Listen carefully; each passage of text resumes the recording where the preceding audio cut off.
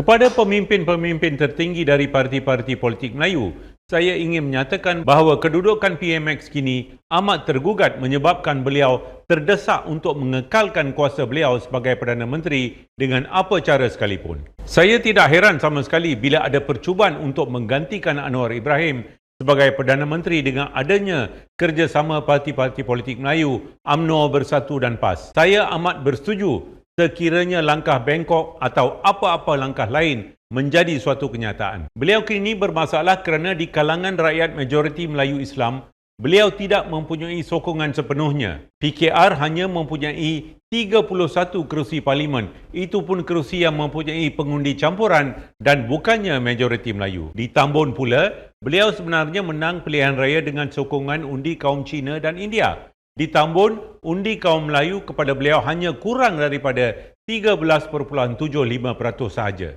Inilah sebabnya ramai yang tidak mempunyai kepercayaan kepada Anwar dan melihat beliau sebagai boneka dan kini inginkan suatu kerajaan Melayu Islam. Sekiranya parti-parti Melayu tulen yang telah lama memperjuangkan hak Melayu dan Islam tidak berhati-hati dalam pilihan raya akan datang, Anwar akan mencuri undi kaum majoriti Melayu daripada UMNO Bersatu dan PAS. Sebagai Perdana Menteri, beliau mempunyai akses besar kepada semua aparatus dan jabatan kerajaan. Jadi bagi mengalahkan rasa tidak puas hati di kalangan kaum majoriti Melayu, beliau nampak dengan jelas melaga-lagakan masyarakat berbilang kaum untuk membuktikan bahawa beliau adalah jago sebenar kaum Melayu dan Islam. Taktik ini harus dikaji oleh pemimpin-pemimpin parti Melayu dengan teliti. Jangan termakan dengan helah dan penipuan Anwar Ibrahim yang kononnya berjuang untuk hak dan masyarakat Melayu Islam, sedangkan negara ini tidak miskin dengan pemimpin Melayu tulen yang memperjuangkan hak masyarakat Melayu Islam di samping menjaga kepentingan dan hak masyarakat bukan Islam. Anwar menimbulkan pelbagai masalah yang menimbulkan ketegangan kaum dan agama. Lihatlah di media sosial bagaimana perbalahan kaum amat tegang dalam masa 2 bulan ini. Mengapa isu-isu ini timbul sekarang?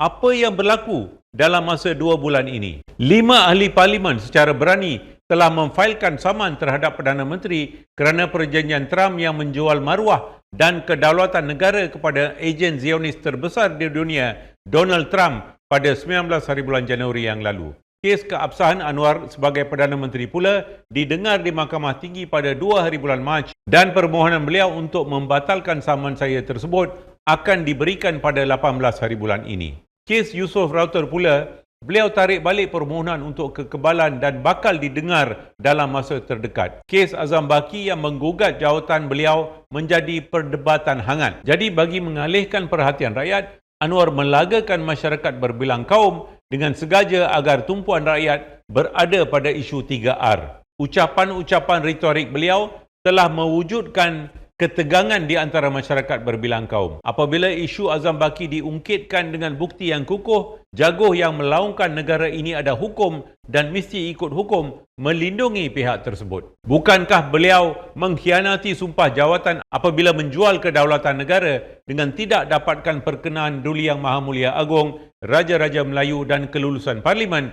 bila tanda tangan perjanjian Trump? Bukankah beliau menipu Agong terdahulu apabila menawarkan diri beliau sebagai layak untuk dilantik sebagai Perdana Menteri? Marilah kita bersatu dan jangan terpedaya dengan helah dan lencongan politik atau political diversion yang merupakan helah Anwar yang terbesar. Oh ya, terkini kononnya ada individu yang bersubahat untuk jatuhkan kerajaannya dengan kerjasama Zionis Israel. Bukankah Anwar yang tanda tangan perjanjian yang menjual kedaulatan negara kepada proksi Zionis yang paling terkenal di dunia, iaitu Donald Trump? So kepada parti-parti Melayu Islam, janganlah kita jatuh menjadi mangsa kepada penipuan Anwar.